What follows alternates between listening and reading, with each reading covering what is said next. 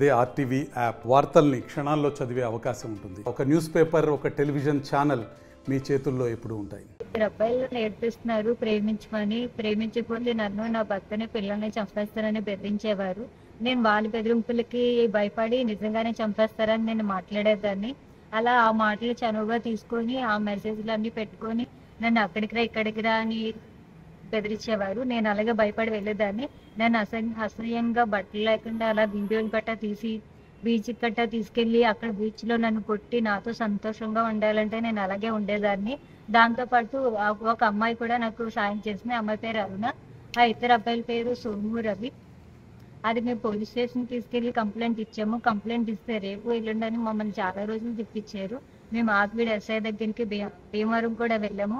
అన్ని చోట్ల వెళ్ళాము. ఇంకా పోలీసు ఒక 10 మంది 50 మందిని మధ్యలో పెట్టి నన్ను అడిగారు. అడిగినా సరే తర్వాత మళ్ళీ తీసుకుంటామని మళ్ళీ పంపించేశారు.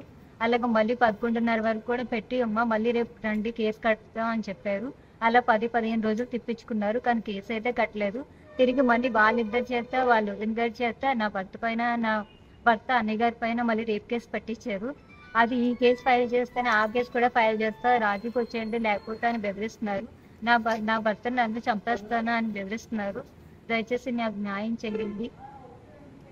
నన్ను, నా బిడ్డకి, నా భర్తకి రక్షణ కల్పించండి. నా భర్త ఉద్యోగం పోకుండా చూడండి.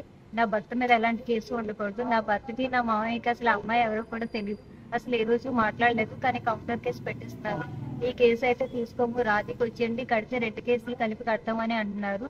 పెద్ద మనుషులందరూ అసలు కేసు ఎట్టి పరిస్థితుల్లో కట్టనివ్వకుండా చేస్తున్నారు. నాకు న్యాయం చేయించింది. మరిన్ని వీడియోస్ కోసం ఛానల్ ని సబ్స్క్రైబ్ చేయండి. లేటెస్ట్ అప్డేట్స్ కోసం వాట్సాప్ ఛానల్ ని ఫాలో అవ్వండి. అండ్ లింక్ డిస్క్రిప్షన్ లో ఉంది.